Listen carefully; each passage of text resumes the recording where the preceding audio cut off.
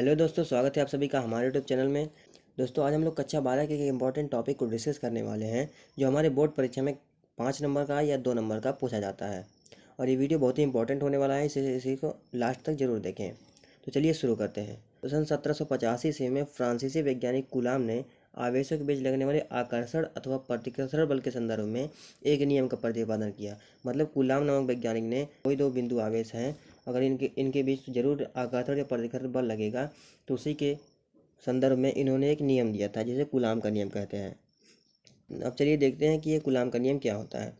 किन्हीं दो स्थिर बिंदु आवेशों के बीच लगने वाले आकर्षण अथवा प्रतिकर्षण बल उन दोनों आवेशों के मात्राओं के गुणनफल के समानुपाती तथा उनके बीच की दूरी के वर्ग के व्युत्क्रमानुपाती होता है।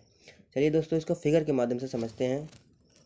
मान लिया कि हमने दो आवेश Q1, ये है Q1 और ये Q2 मान लिया। हमने ये दो आवेश Q1 और Q2 मान लिए, जिसका परिमाण क्या है Q1 है और इसका परिमाण क्या है Q2 है। दोनों आवेश Q1 और Q2, उनके बीच की दूरी मान लिया R है, इनके बीच की दूरी मान लिया R है। और ये आवेश हैं, अगर मान लेते हैं ये पॉजिटिव है, ये भी पॉजिटिव है, तो इनके बीच एक प्रतिकर्षण बल लगेगा। आपको पता है कि आवेशों के बीच अगर दोनों धनात्मक होते हैं या तो दोनों ऋणात्मक होते हैं तो इनके बीच प्रतिकर्षण बल लगता है, तो यहाँ पर प्रतिकर्षण बल लगेगा। लेकिन अगर ये एक प्लस है और दूसरा क्या है माइनस है, तो उनके बीच आकर्षण बल लगेगा। किन्हीं दो स्थिर बिंदु आवेशों, मान लिया ये दो स्थिर बिंदु आवेश हैं जिनका परिमाण क्या है Q1 और Q2। किन्हीं दो स्थिर बिंदु आवेश हैं जिनका परिमाण Q1 और Q2 है।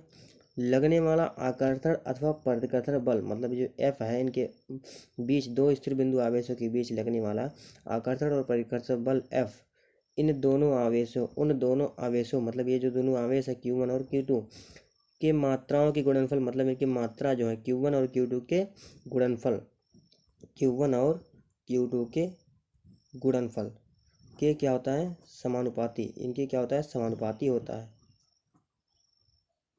दोनों आवेशों की मात्राओं के गुणनफल के समानुपाती तथा उनके बीच की दूरी के वर्ग के, मतलब इनके बीच की जो दूरी है R, इनके वर्ग क्या होता है व्युत्क्रमानुपाती होता है। अब चलिए दोस्तों, इसका एक्सप्रेशन देख लेते हैं। कूलाम के नियम द्वारा ये मान लिया एक आवेश है Q1 और एक आवेश है Q2। इसका परिमाण मान लिया Q1 है, इसका परिमाण मान लिया Q2 है। अब इनके बीच की दूरी R है और इनके बीच लगने वाला बल F है। या तो वो प्रतिकर्षण होगा या तो वो आकर्षण होगा।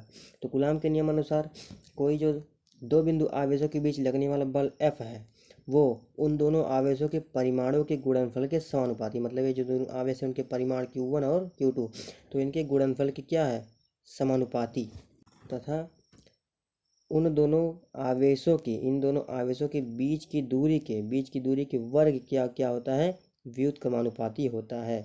यही होता है कूलाम का नियम। अब जरा ध्यान से देखिए दोस्तों, इन दोनों का बायां पक्ष बराबर है, तो हम इसको भी दाएं पक्ष को आपस में मर्ज कर लेंगे, मिला लेंगे, तो हो जाएगा यह प्रोपोर्शनल Q1 Q2/R²।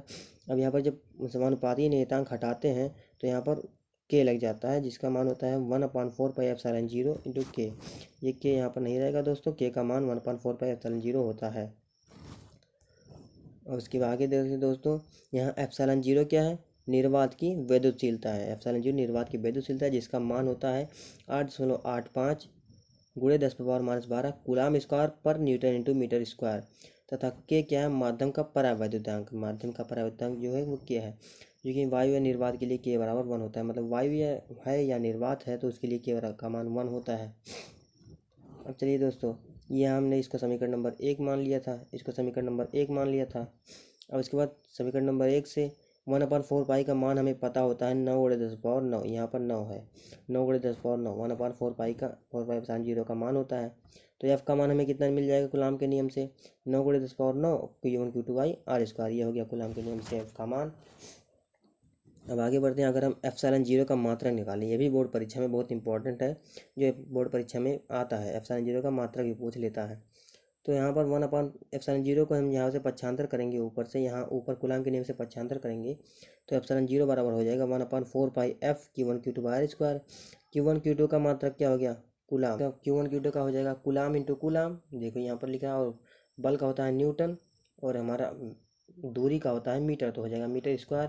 तो इसका हो गया कूलम स्क्वायर पर newton into metre square. Epsilon zero की मात्रक हो गया। अब उसके बाद देखते हैं एप्सिलॉन जीरो की विमा कैसे निकाले जाते हैं।